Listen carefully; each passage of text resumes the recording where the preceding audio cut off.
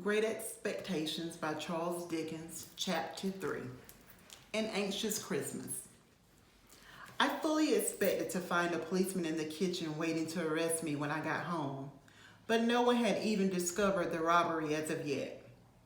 Miss Jo was busy getting the house ready for the day's Christmas celebration, and Jo was sitting on the kitchen doorstep out of her way. "And where have you been?" said Miss Jo when I appeared. "I said I had been down to hear the carols." "Ah, well," remarked Miss Jo, "you might have done worse." No question of that, I thought. Perhaps if I wasn't a blacksmith's wife, and what's more, a slave with her apron never off, I should have been able to hear the Christmas carols as well, said Miss Jo. Jo, who had dared to follow me into the kitchen, looked at her timidly. Then, when she wasn't noticing him, he secretly crossed two fingers and held them up to me.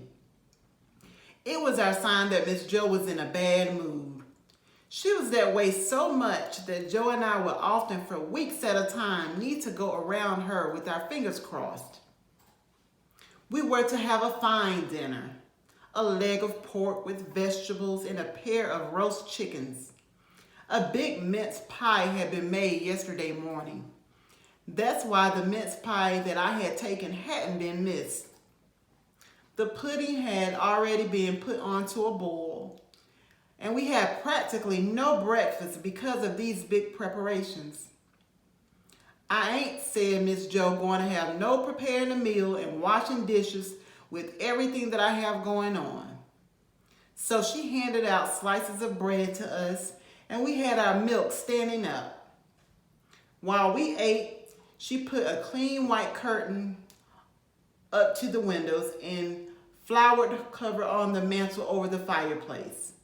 She even opened the little parlor across the hall and took off the covers on the furniture there. That room was never opened at any other time. Miss Jo was a very clean housekeeper, though to us, dirt would have been less of a bother than her cleanliness. Because my sister had so much work to do, Jo and I were going to church in her place. In his working clothes, Jo was a strongly built, typical blacksmith. In his holiday attire, he looked more like a scarecrow than anything else. Nothing that Jo ever wore fitted him or seemed to belong to him.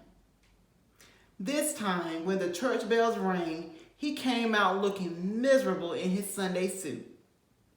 As for me, whenever my sister took me to the tailor, she always had my clothes made much too tight for me. Everybody who saw Jo and me going to church must have felt very sorry for us. Yet my suffering over my appearance was mild compared to my terror over what I had done that morning. Whenever Miss Jo had gone into the pantry, fear and remorse had griped me. I wonder whether the church I was about to enter would be powerful enough to protect me from the terrible young man.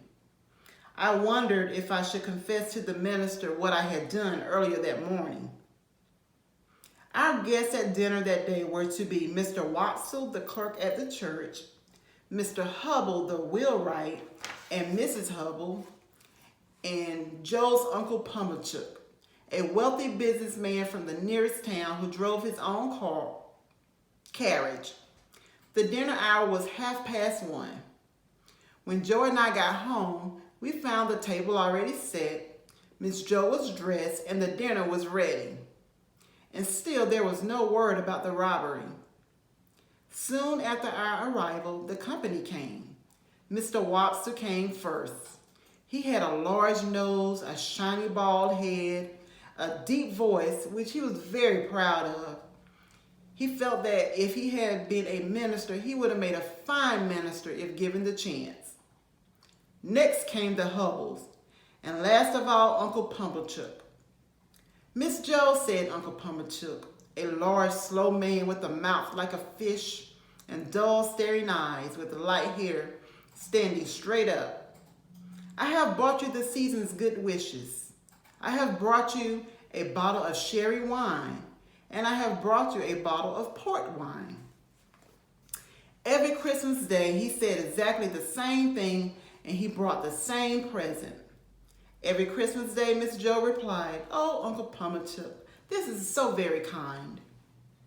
We ate on these occasions in the kitchen and then went into the parlor for nuts and oranges and apples. My sister was always very lively and I was never allowed to speak. I was given the worst portions of chicken and pork, and all of this I wouldn't have minded if they had just left me alone, but they didn't. It began the moment we sat down to dinner. Mr. Watson asked a blessing as though he were on the stage, ending with the hope that we would all be truly grateful.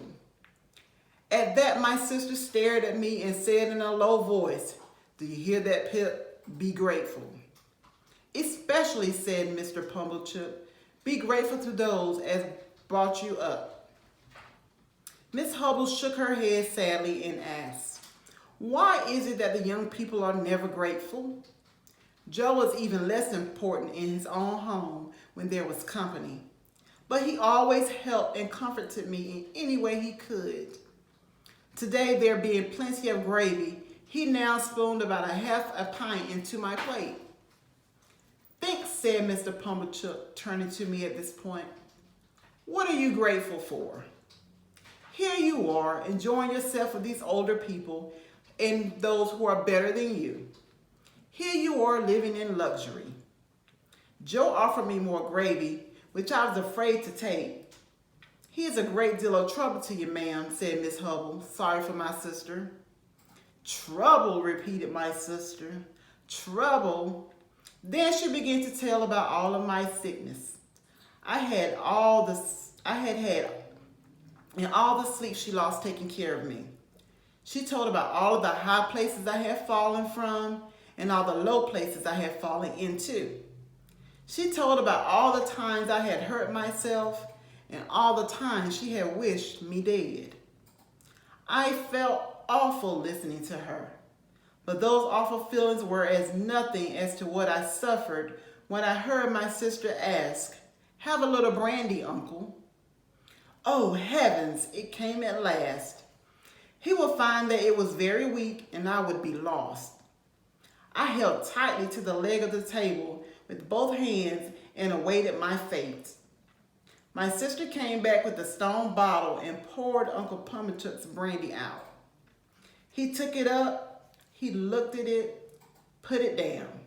I could not keep my eyes off of him. All this time, Miss Jo and Joe were clearing the table for the pie and the pudding. As I watched him, he sprang to his feet, turned around several times, and then rushed outdoors. Through the window, we could see him coughing and spitting and making terrible faces. I held on tight while Miss Jo and Joe ran out to him. I felt sure that I had murdered him. It was a relief when he finally came back. He sank into his chair and he gasped, "Tar!" I had filled up the bottle with the tar water jug. I knew from experience that he would feel worse later. I held onto the table so hard that I moved it forward. "Tar!" cried my sister. "How could tar ever get into the brandy?" Uncle Pumblechook acted as though nothing much had happened and asked for hot gin and water. My sister, who had begun to scare me by looking thoughtful, had to be busy getting gin, hot water, and sugar ready. I was saved for the moment at least. Gradually, I became calm enough to stop holding onto the table and I began to eat my pudding. Mr. Pumblechook ate his pudding. Everyone ate the pudding. Mr. Pumblechook began to smile under the warm influence of the gin and water. I began to think I would live through the day when my sister said to Joe, "Bring in clean plates." I hung onto the table leg again, knowing what was coming. This time I would surely be done for. "You must taste to finish up with," said my sister. "A wonderful present from Uncle Pumblechook." Must they, I thought to myself. They'd better not have any hopes of it. "It's a pie," said my sister. "A tasty pork pie." Uncle Pumblechook, feeling pleased with himself, said, "Well, Miss Joe, we'll do our best by you. Let us have a piece of this pie." My sister went out to get it. I heard her steps going to the pantry. I saw Mr. Pumblechook holding up his knife. I saw Mr. Wopsle looking hungry. I heard Mr. Hubble remark that a bit of pork pie would be better than anything. And I heard Joe said, "You shall have some, Pip." I have never been certain as to whether I actually yelled in terror or just thought I did. I felt that I could stand no more and that I must run away. I let go of the leg of the table and I ran for my life. But I got no farther than the door. For there I ran ahead first into a group of soldiers, one of whom held out a pair of handcuffs to me, saying, "Here, look, stop, come on." Chapter 3 of Great Expectations by Charles Dickens.